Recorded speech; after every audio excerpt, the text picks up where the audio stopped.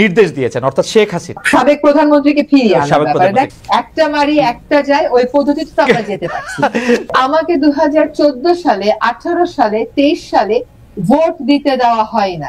Reason আপা, এই যে এইটা কি আওয়ামী ফর্মুলাটা অনুসরণ করা হইতেছে কিনা, যে যার সাথে আওয়ামী লীগের নাম আছে তাকে বাদ দেয়া, বা যার সাথে বিএনপি বা জামাতে ইসলামের অনেক বেশি ভালোবাসা আছে তাদেরকেই শুধু পিক করা, এবং সেই পিকিংটা এই অবস্থায় গেছে মনে হয় যে আওয়ামী লীগ যে থিসিসটা দিয়েছিল ভুল হোক শুদ্ধ হোক, তার এন্টি থিসিস দাঁড় করানোটাই এখন একটা বড় জায়গা, এরকম আপনার মনে হয় কিনা? আমি দেখেছি যে আপনি একটা বক্তৃতায় বলেছিলেন যে জঞ্জাল তো শুধু 15 বছরে তৈরি হয়নি, 53 বছরে তৈরি হয়েছে, সেই 53 বছরের জঞ্জাল মাথায় রাখা উচিত। আপনি কি রকম দেখছেন, আপনি যদি আমাদের একটু বলেন। জি, প্রথম কথা হচ্ছে কি, আওয়ামী লীগের রাস্তায় হাঁটার কোনো কারণই নেই, কোনো উপায় নেই। বিষয়টা হচ্ছে যে আপনার এজেন্ডাটা, এই সরকারের এজেন্ডাটা হচ্ছে ফ্যাসিবাদ নির্মূল করে, ফ্যাসিস্টদের বিচার করে দেশে প্রকৃত গণতন্ত্র আনে, তাই তো?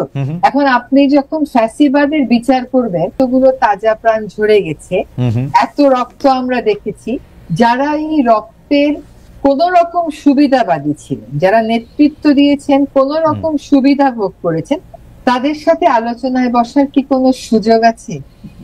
সেটা তো একটু চিন্তা করতে হবে। আপনি একটা ভিডিওর কথা শুধু আপনাকে মনে করিয়ে দিই, যে একজন পুলিশ সদস্য স্বরাষ্ট্রমন্ত্রীকে বলছে, স্যার একটা গুলি করি, একটাই আহত হয়, একটাই মরে, বাকিটি যায় না। এই স্মৃতিটা কি আমরা ভুলে গেলাম? যেই পদ্ধতি, যেই দল, যার পরিচালনা পদ্ধতির কারণে এইরকম উক্তি আমাদেরকে শুনতে হয়েছে স্বাধীন দেশে, আমাদের সন্তানদের বুকে গুলি চালানোর জন্য, এইটা কি ধরে নেওয়াটা স্বাভাবিক যে আমরা তাদের সাথে বসে পড়বো?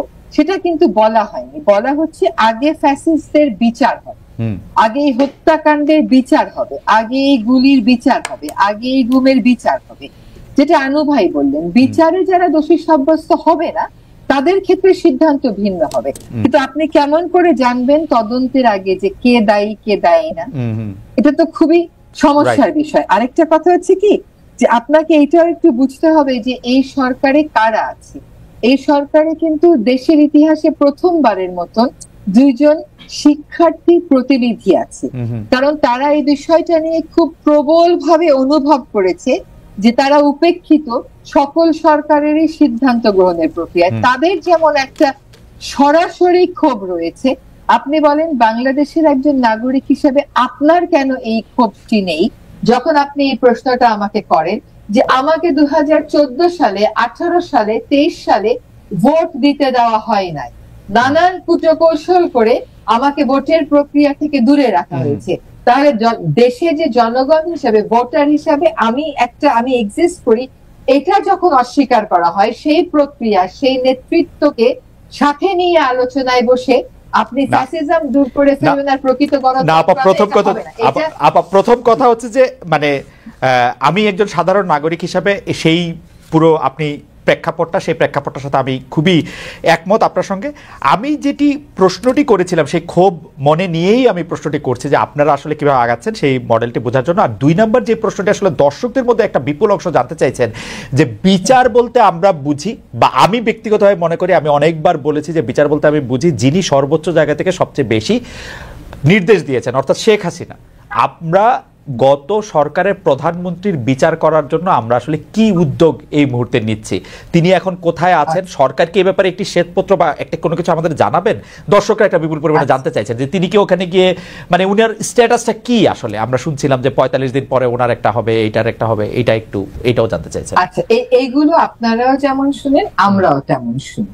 এখানে আনু ভাই একটা কথা একটু বলে দিই, এই কথাটা খুবই সত্য যে কারো পরিচয়ের জন্য কাউকে তো আক্রমণ করা যাবে না। দেখেন, আমাদের প্রধান উপদেষ্টা ওনার 2টা ভাষণেই কিন্তু বলেছেন যে আমরা, এবং আমাদের যারা শিক্ষার্থী প্রতিনিধি আছে তারাও ক্লিয়ার করেছে যে মব জাস্টিস কোনোভাবেই গ্রহণযোগ্য না। এবার এটার সপক্ষে কখনো কোনো যুক্তি থাকতে পারে না। কিন্তু যদি এই যে মামলাগুলো করা হচ্ছে, এই মামলাগুলোর ক্ষেত্রেও দেখেন আমাদের পরিচিত, আমরা জানি অত্যন্ত ভালো একজন সাংবাদিক, তাকেও ঢুকিয়ে দেওয়া হয়েছে। আমার পরিবেশ অধিদপ্তরের এনফোর্সমেন্ট টিম, ওরা হয়তো কারো বিদ্যুৎ লাইন কেটে তাকে ওখানে মামলায় ঢুকিয়ে দিয়েছে, ওর সাথে এর কোনো সম্পর্ক নাই। কিন্তু মামলাগুলো তো সরকার দায়ের করছে না, এই মামলাগুলো যারা দায়ের করছে তাদেরকে তো আমরা নিবৃত করতে পারছি না। তার কেউ যদি মামলা দায়ের করতে চায় আমরা কেমন করে বলবো যে মামলা দায়ের করে না? কিন্তু আমরা যা করতে পারি তা হচ্ছে তদন্তের প্রক্রিয়াটি যেন এমন হয় যাতে তদন্ত করে যতক্ষণ পর্যন্ত আমরা প্রাথমিক দোষ না পাবো ততক্ষণ পর্যন্ত আমরা অ্যারেস্ট করব না। হ্যাঁ, কিন্তু এই যে মামলার এত বিবাদী, এই মব অ্যাটাক, এগুলোতে যদি দেখাতে পারেন যে সরকারের কারো কোনো সম্পৃক্ততা, সেটা তো নেই, সরকারের কোনো পৃষ্ঠপোষকতা নেই। ঠিক খামোশ বলার ভাষায় খামোশটা বলছি না খালেদ, দুটা কারণ আছে। আমরা না নিবর্তনমূলক পদ্ধতিতে যাচ্ছি না, কিন্তু আমরা যতভাবে বলা যায় ততভাবে কিন্তু বলছি। আমরা এমনকি পত্রিকায় বিজ্ঞাপন দিয়েও বলছি যে মামলা হলেই যত্রতত্র গ্রেফতার না। আইন শৃঙ্খলা রক্ষায় আমাদের যতটা কড়া ভূমিকা আপনারা প্রত্যাশা করেন, মনস্তাত্ত্বিক দিক থেকে আমরা ততটা কড়া থাকলেও প্রায়োগিক দিক থেকে কড়া হওয়ার জন্য আমাদের যে সীমাবদ্ধতা গুলো ছিল সেটা তো দেখেছেন আপনারা, সেটা আস্তে আস্তে কেটে উঠছে। এবং আমি মনে করি যে এখন প্রায় ৮০-৮৫% কেটে উঠেছে, বাকিটা আমাদেরকে কিছু পদ্ধতিগত ব্যবস্থা নিয়ে ঠিক করতে হবে। আমরা খামোশেই আছি, কিন্তু খামোশটা বলে যে একটা মারি একটা যায় ওই পদ্ধতিতে তো আমরা যেতে পারছি না, এটা হচ্ছে কথা। না ওই পদ্ধতিতে যায় না আপনারা। জি, আপনার আরেকটা কি প্রশ্ন ছিল আমি ভুলে গেছি ওটা। না আমরা আসলে সাবেক প্রধানমন্ত্রীকে ফিরিয়ে আনার ব্যাপারে, বিচারের ব্যাপারে আমরা আপোষ করব না।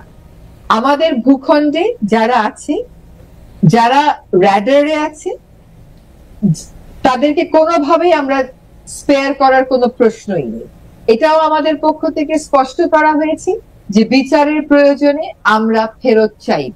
এখন ফেরত আনার প্রক্রিয়াটা রাজনৈতিক হবে নাকি সেটা কূটনৈতিক হবে, সেটা একটা কৌশলের ব্যাপার খালেদ। হ্যাঁ, তবে এইটুকুন আমি আশ্বস্ত করতে চাই যে কোনোভাবেই হুকুমের আসামি যারা আছেন, যখন সেটা তদন্তে প্রমাণিত হবে, হুকুমে বা তদন্তের কারণেও কিন্তু অনেককে আমাদের গ্রেফতার করতে হয়, ফেরত আনা আসামিকে সামনে পাওয়ার প্রয়োজন হয়। আমরা যে পর্যায়ে যখন যা প্রয়োজন হয় তখন তা করব।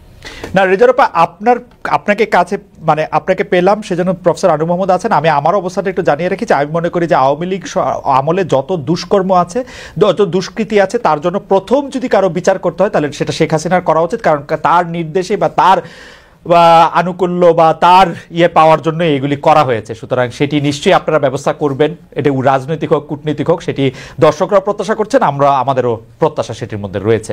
আমাদেরকে যদি জিজ্ঞেস করেন যে আমরা আসলে কোন ব্যাপারটাতে সবচাইতে বেশি প্রত্যয়ী এবং একই সাথে চাপ অনুভব করি, আমরা বলবো আমরা সবচাইতে বেশি প্রত্যয়ী এই বিচারটা নিশ্চিত করার ব্যাপারে, এবং সবচাইতে বেশি এটার জন্যই আমরা এক ধরনের চাপে, মানে এটা নিজেদের ভিতর থেকে আসে, এটা তাগিদা আসে যে আমাদেরকে তো এটা করতে হবে। এই মানে বিচার যদি এইবার নিশ্চিত করা না যায়, এত কিছুর পরেও যদি বিচার না হয়, তাহলে আর বিচারের কথা আমরা কবে বলবো? কাজে এবার বিচার আমাদেরকে নিশ্চিত করতেই হবে, এবং সকলকে একসাথে মিলে সকল আদর্শ মতবিরোধ ভুলে আমাদেরকে এই পয়েন্টে এক হতে হবে